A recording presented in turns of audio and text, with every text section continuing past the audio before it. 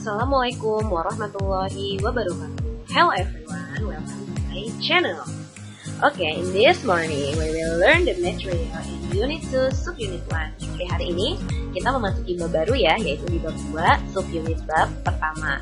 And the title is Expressing Ability and Inability.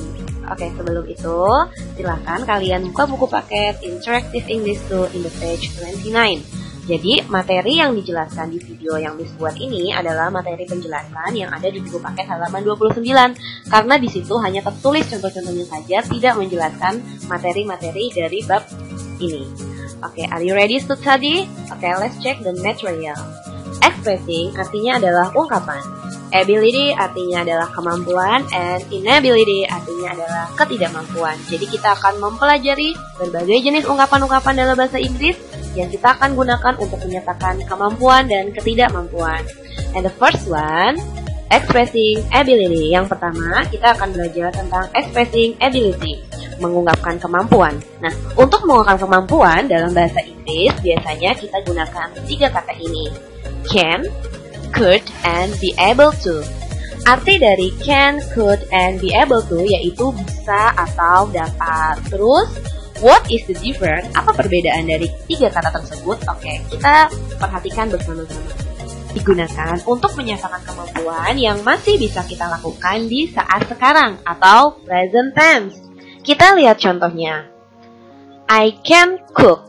Saya bisa memasak. Jadi, kalau sekarang kalian sedang berada di dapur dan di hadapan kalian ada alat-alat memasak dan bahan-bahan memasak, kalian bisa masak saat ini. Lalu, kapan could digunakan? Could digunakan untuk menyatakan kemampuan dalam past tense, dalam masa lalu. So, berarti kalian sekarang tidak bisa melakukannya. For example, I could cook when I was 10 years old. Saya bisa memasak ketika saya berumur 10 tahun. Jadi, sekarang kalian sudah tidak bisa memasak. Karena di situ ada penggunaan kata could. And be able to, nah ini dia yang serbaguna. Be able to dapat digunakan di berbagai waktu. Bisa masa sekarang, masa lalu, atau masa depan. Tergantung penggunaannya. For example, I am able to cook. I am able to cook. Saya bisa memasak. Kapan saya bisa memasak? Now, sekarang, karena di situ ada to be am. Jadi, be able to, be di sini artinya to be. Oke, kita ingat-ingat kembali pelajaran to be yang sudah diajarkan guru bahasa Inggris kalian di SD ataupun di kelas 7. Jadi, to be ada bermacam-macam ya. Nanti akan Miss jelaskan di akhir video berikut. Oke, the next example. I was able to cook. I was able to cook. Saya bisa memasak. Kapan saya bisa memasak? Nah, di situ ada kata was. Was digunakan ketika sudah terjadi di masa lalu. Dan contoh yang ketiga, I will able to cook. Saya akan bisa memasak. Artinya, kita nggak tahu nih, mungkin di masa depan kita bisa memasak. To be-nya, di situ ada kata will. Will digunakan untuk menyatakan waktu masa depan. Oke, next.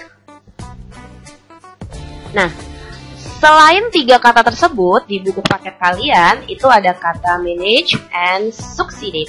Oke, perbedaannya sih gampang. Manage and succeeded artinya berhasil. Ya, sama aja sih dia mengungkapkan kemampuan. Perbedaannya, kalau kita menggunakan manage, pasti diikuti preposition to. For example, Faiz managed to win the game. Kalau succeeded, diikuti preposition in. Rihanna succeeded in the science competition. Perbedaannya di prepositionnya aja sih, jadi kalian jangan kebalik ya. Kalau manage diikuti to, kalau succeeded diikuti in. Manage dan succeeded artinya sama-sama berhasil. Faiz berhasil memenangkan game atau permainan. Rihanna berhasil di kompetisi IPA. Nah, seperti itu ya. Kalimatnya oke. Untuk lebih jelasnya, kita masuk ke contoh kalimatnya. Perhatikan kalimat-kalimat berikut. I can make cookies. Saya bisa membuat kue-kue.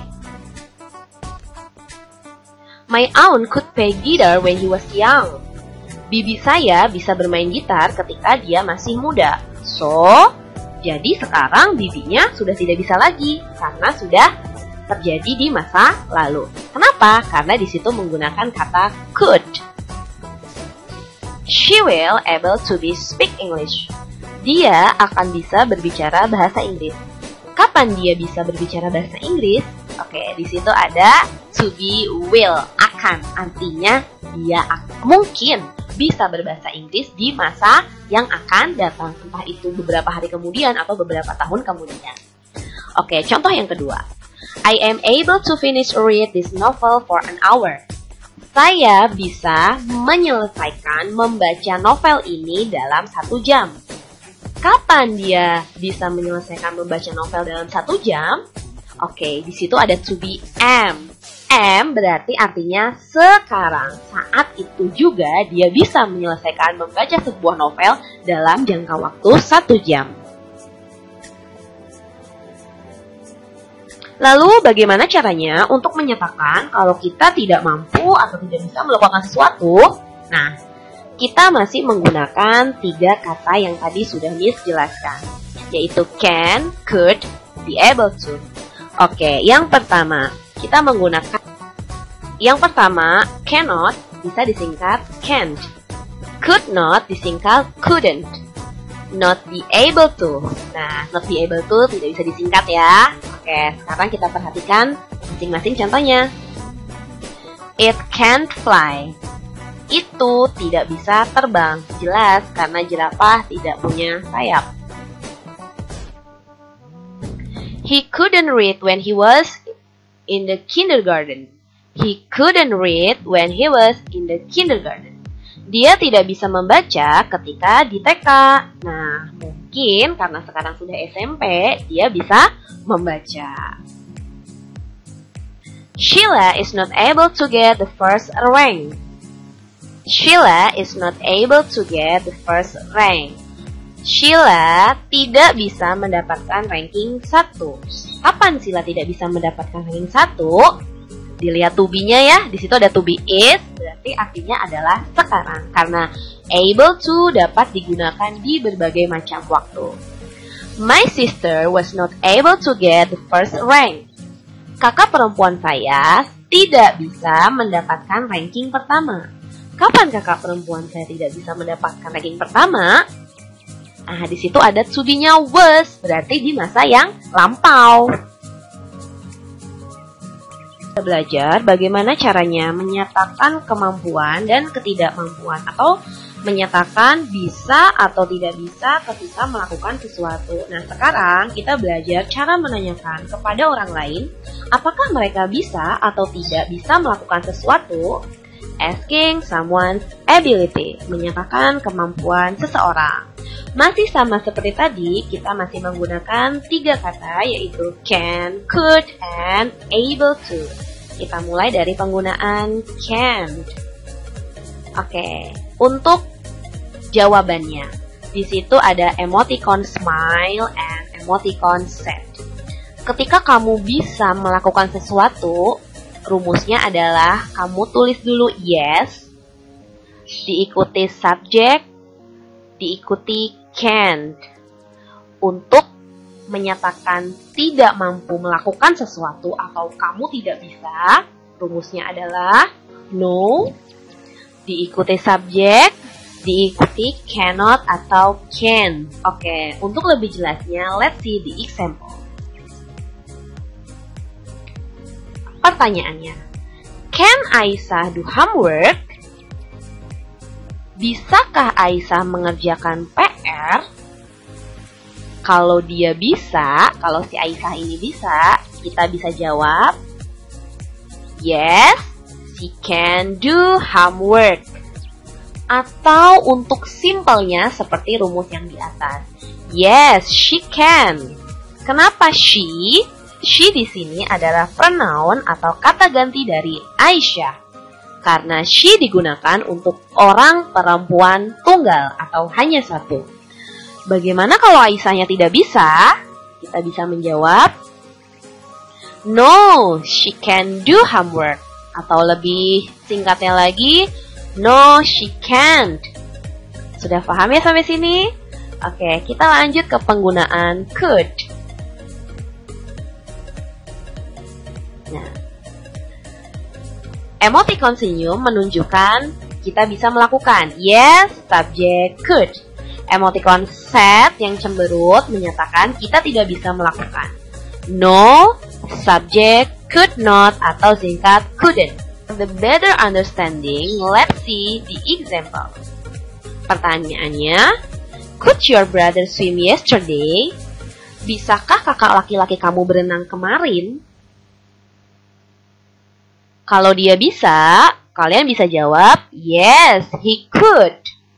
Kenapa menggunakan he? He di sini adalah subjek dari kata your brother, karena dia menunjukkan laki-laki yang jumlahnya hanya satu. Kalau kakak laki-lakinya tidak bisa, kalian bisa jawab, no, he couldn't.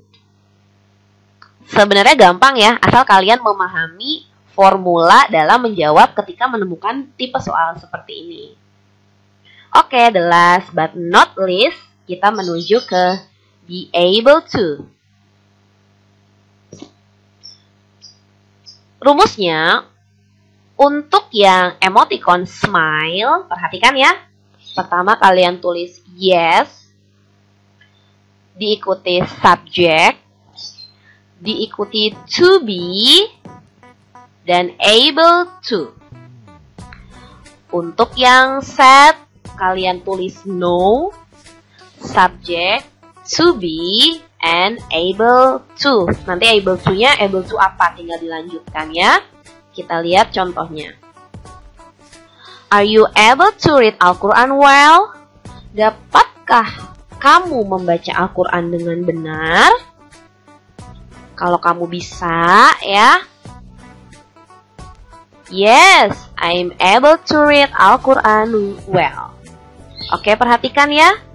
Yes, diikuti subjek, subjeknya adalah I. Untuk am di sini adalah to be. Karena I, to be-nya adalah am. Nanti Miss jelaskan tentang to be setelah materi ini.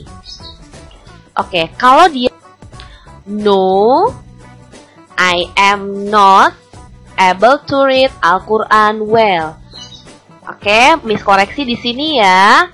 Ada kesalahan teknis sedikit. Untuk yang no, setelah to be, sebelum able to, kamu tambahkan kata not. Di situ tidak tertulis ya, nanti kamu tambahkan catatannya sendiri. Jadi, no, I-nya subjek, M-nya to be, tambahkan not, terus able to, lanjutkan. Oke, sekarang kita masuk ke materi to be.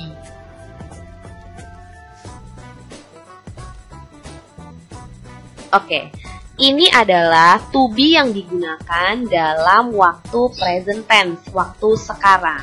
Perhatikan. Kalau subjeknya I, berarti to be-nya adalah am. Tidak I are atau I is. Oke, sekarang kita masuk ke subjek you, they, we, the boys, or Ferdi and Ivan. Untuk subjek yang jumlahnya lebih dari satu, kalian menggunakan to be are. Nih contohnya, the boys, anak laki-laki, jumlahnya lebih dari satu, berarti nanti to be-nya diikuti are. Terus ada dua orang di sini, lebih dari satu juga kan, Ferdi and Ivan, kalian gunakan to be are. Sekarang kita masuk ke to be yang ketiga. Untuk he, she, it, Mr. Doni, kalian gunakan to be is. Jadi is digunakan ketika subjeknya berjumlah hanya satu. Contohnya ini nih, Mr. Doni. Mr. Doni kan cuma satu, berarti to be-nya diikuti kata is. Jadi nggak boleh he are atau she am, itu nggak boleh. Jadi to be sudah ada tempatnya masing-masing ya. Silakan kalian tambahkan di catatan kalian untuk pemahaman lebih lanjut. Okay, I think it's enough for the lesson today. Thank you so much. Say alhamdulillah together before the finish. Tetap belajar di rumah and take care. Wassalamualaikum warahmatullahi wabarakatuh.